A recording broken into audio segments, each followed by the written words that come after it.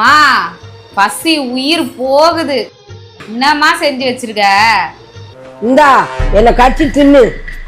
நானும் மத்தியானம் சாப்பிட்டுட்டு தான் இப்பதான் கண்ணி வந்தா. போய் அவளையே கேளு. போமா, நீ எதுவும் செஞ்சு வைக்க மாட்டியா?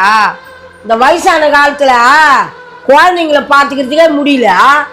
இதுல வேற இன்னும் அடுப்பாண்ட போய் நான் சோறு ஆக்கிட்ட என்ன சமையல்காரி ஆக்கலான்னு பாக்குறீங்களா? யாமினி, தலை வலி மண்டைய புழக்குதுப்பா. சூடா ஒரு காஃபி எடுத்துட்டு வாய. நைட்டுக்கு சாப்பாடா வச்சுக்கிறா?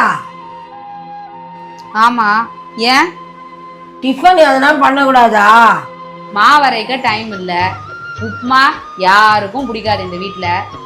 மதியம் சாப்பாடே அப்படியே இருந்தது. துவையில அரைச்சிட்டு அப்பளம் பொரிச்சா அது போதாதா? விற்கிற விலைவாசிக்கு எதையும் வேஸ்ட் பண்ணக்கூடாது. வாங்க சாப்பிட்லாம். எனக்கு எது பிடிக்காதோ அதை தான் செய்வா. வயசான காலத்தில் என்ன பண்ணுறது? விதி தின்னுதான் ஆகணும்.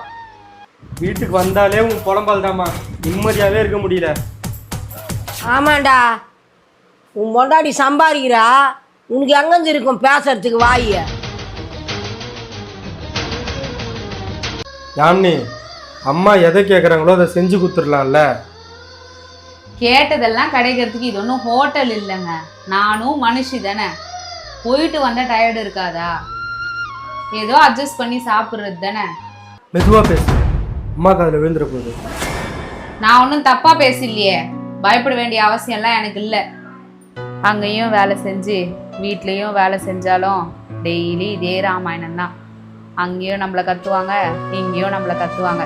அவங்கள மாதிரி நம்ம ஒன்றும் வீட்டில் இருக்க போகிறது இல்லை. காலையில் ஏந்தோடனே வேலைக்கு கிளம்ப போகிறோம்.